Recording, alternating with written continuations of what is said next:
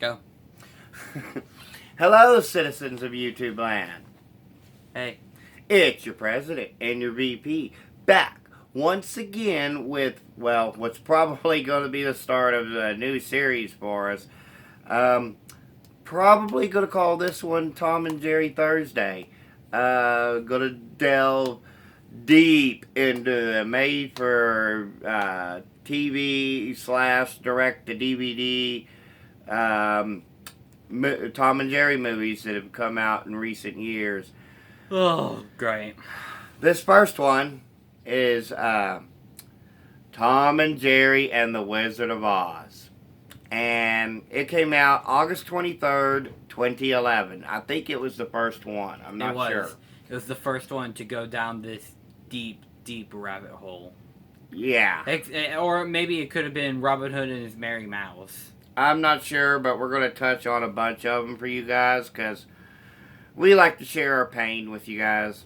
And we like to try to warn you of stuff like this. Now, granted, little children might like this, so that is a positive that I might throw out there for you guys. You can kind of tell that this is for little children. 4 to 5, 6-year-olds are probably going to get a big kick out of them. Yeah, unlike some of the Scooby Doo movies we might talk about in the future, Tom and Jerry is definitely meant for little kids. You know. Well, yes and no, because of the joke that they do in this movie.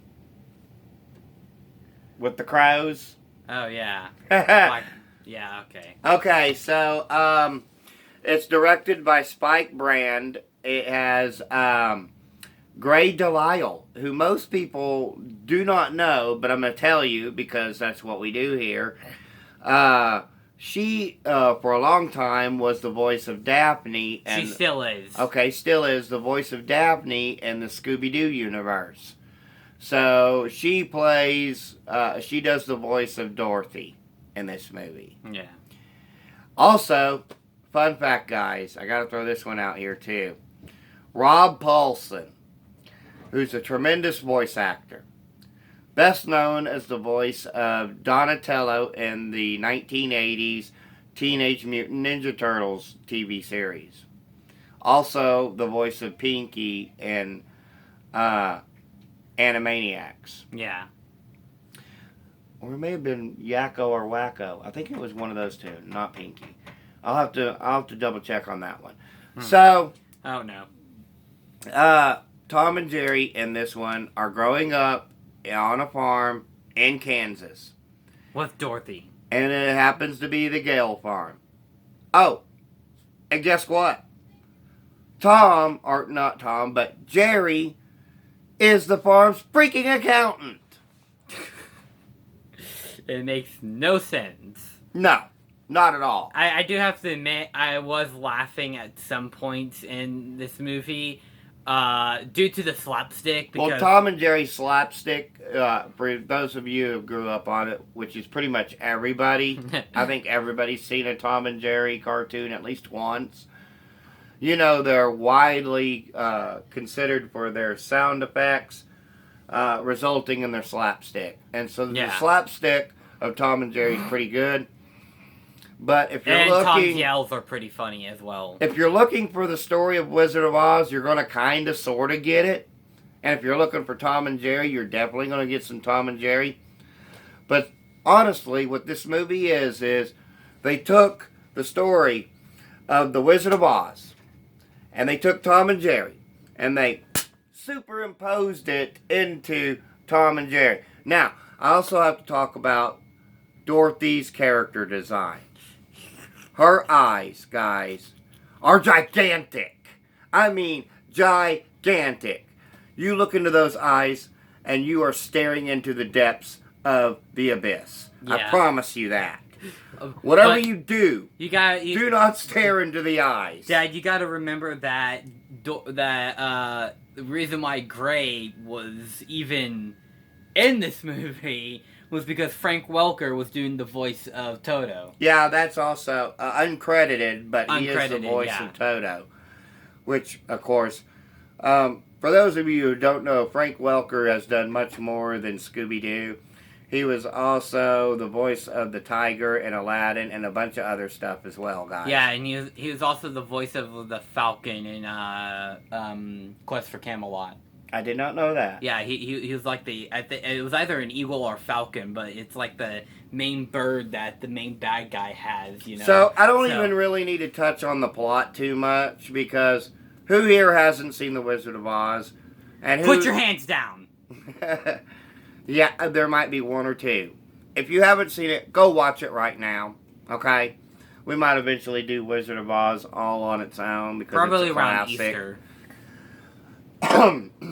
We've So- already done Return to Oz, anyways. You're gonna get these. So- You get the classic story with a few exceptions. There is one particular joke that's going to be an adult joke. So yes, the adults in the audience are going to get this one. It's two crows. They're at a crosswalk. Tom and Jerry are, or Dorothy is. I can't remember which. Yeah. But No, it's Tom and Jerry. So, anyways, they meet these two crows. oh, and I have to talk about Tuffy. Tuffy. This freaking mouse. Dad, go watch the original Tom and Jerry cartoons featuring Tuffy, because he's not as annoying in those as he is in guess, these freaking but movies. in this movie, he's got a voice. First of all, I don't think he really has a voice in the Tom and Jerry No, cartoons. he has a voice, but he's a baby mouse that is the nephew of Jerry, Yeah. and he has a cute little lisp. Well, in this movie, he is by far the most annoying character there is. Yeah. I mean, at all. And that's including, well, everybody else. And Tuffy in these movies is my animation bane, guys. I cannot stand this character. Okay? Yeah. There really wasn't a need to put Tuffy in there in the first place.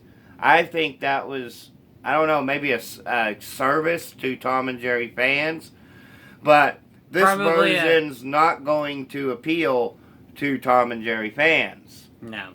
But anyways, so there's this joke in the movie where they're at like this 4-way crosswalk, basically. It's 4 ways.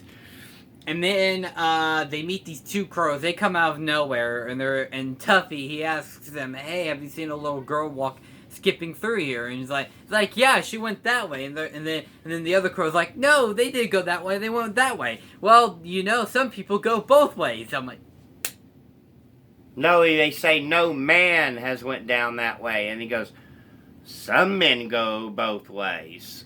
And yeah. I mean, yeah. oh yeah, and I also have to mention that the crows, well, obviously they're crows, so you know what the color it is. But back in those days, the color design of the crows in those types of cartoons would basically be blackface. So, yeah. Well, crows are black, period. Son. Yeah, but still, you they're supposed to be. I'm not even going to mention it anymore. Forget what I said. Yeah, well, this movie does take place a little bit before the current PC culture, which is pretty much alienated everything and anything that anybody's ever loved dear. So, that's a subject for another day, though. We generally stick to entertainment media on this channel. Yeah. And, so anyways, as I said, we don't really need to mention the plot here because we don't have to.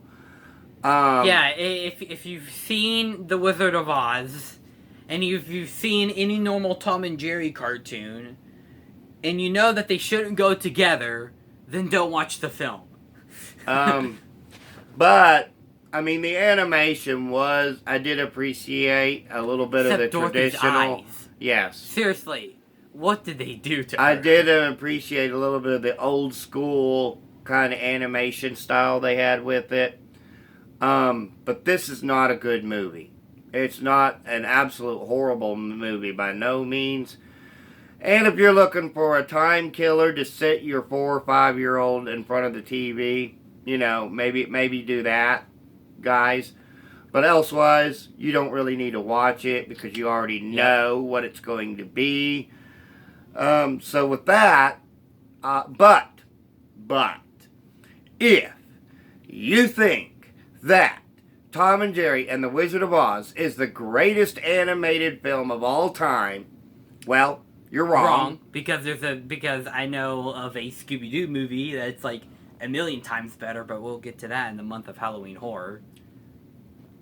And just remember, if you do have that opinion, our opinions do not matter. Except they actually do, because we have a YouTube show.